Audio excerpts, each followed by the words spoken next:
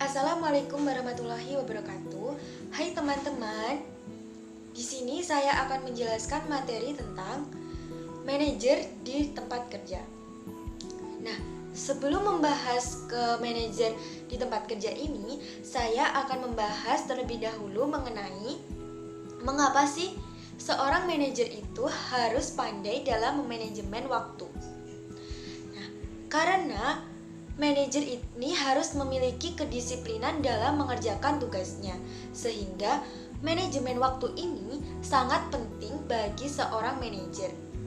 Dalam memanajemen waktu ini, manajer dapat meningkatkan efisiensi dan produktivitas dalam menyelesaikan tugas dengan tepat waktu dan mencapai keseimbangan antara urusan pekerjaan dengan urusan pribadi sehingga manajer dapat mencapai target yang sudah direncanakan dari organisasi tersebut.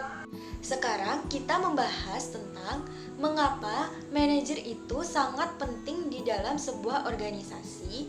Di dalam organisasi ini kita memerlukan keterampilan dan kemampuan manajerial untuk mengerjakan tugas-tugas yang ada di dalam organisasi tersebut. Manajer berkontribusi secara langsung di dalam loyalitas dan produktivitas karyawan. Manajer itu siapa? Manajer adalah seseorang yang berkoordinasi atau mengawasi pekerjaan orang lain sehingga tercapainya tujuan-tujuan di dalam organisasi atau di tempat kerja tersebut. Sekarang kita akan membahas apakah manajer itu memiliki level. Ya benar, manajer itu memiliki tingkatan atau level. Yang pertama ada top manager, yang kedua ada middle manager, yang ketiga ada first line manager, dan yang terakhir ada non-managerial employees. Sekarang saya akan menjelaskan tentang klasifikasi manajer, yaitu ada 3. Yang pertama ada manajer lini pertama. Nah, siapa ini manajer lini pertama? Manajer lini pertama itu seseorang yang mengelola pekerjaan karyawan non-manajerial. Yang kedua ada manajer menengah. Manajer menengah ini adalah seseorang yang mengelola pekerjaan dari manajer lini pertama. Nah, yang terakhir ada manajer puncak. Nah, siapa ini manajer puncak? Manajer puncak adalah seseorang yang bertanggung jawab penuh dalam membuat keputusan organisasi dan membangun rencana dan tujuan organisasi atau tujuan di tempat kerja tersebut agar berjalan dengan lancar. Dan apa saja yang dikerjakan oleh seorang manajer?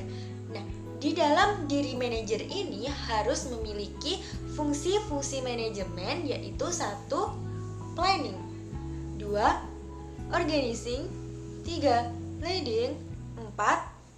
Controlling. Nah, di dalam fungsi planning ini, seorang manajer harus menentukan sasaran, membangun strategi untuk mencapai tujuan, mengkoordinasikan dan mengintegrasikan aktivitas di dalam organisasi atau di tempat kerja tersebut. Dan ada fungsi organizing.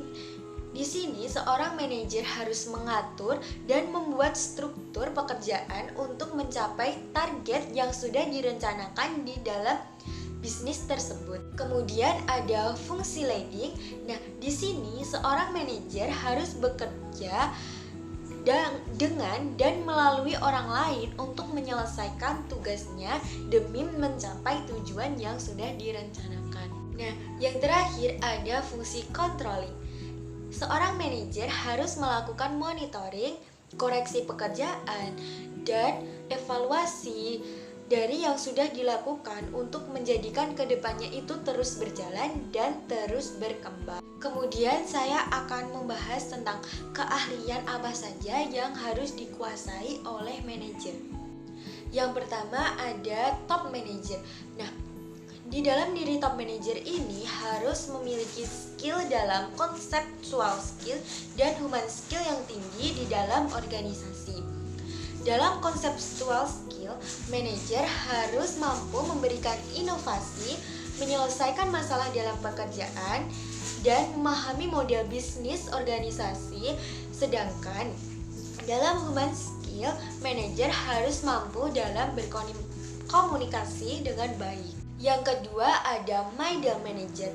Nah, dalam diri middle manager ini, manajer harus ahli dalam conceptual skill, human skill, dan technical skill dengan setara. Akan tetapi, middle manager ini berada di bawah top manager. Yang terakhir ada lower level manager.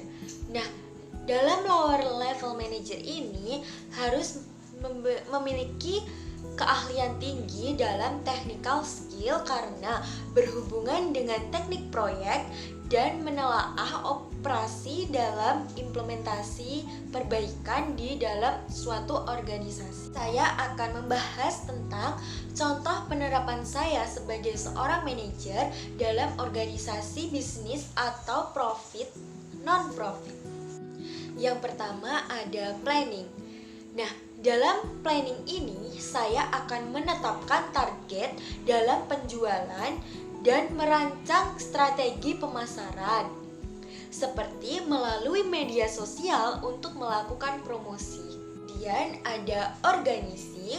Nah, dalam organizing ini saya akan mengatur struktur organisasi dan membentuk sebuah tim yang sesuai dengan kemampuan dan keahliannya di bidang masing-masing.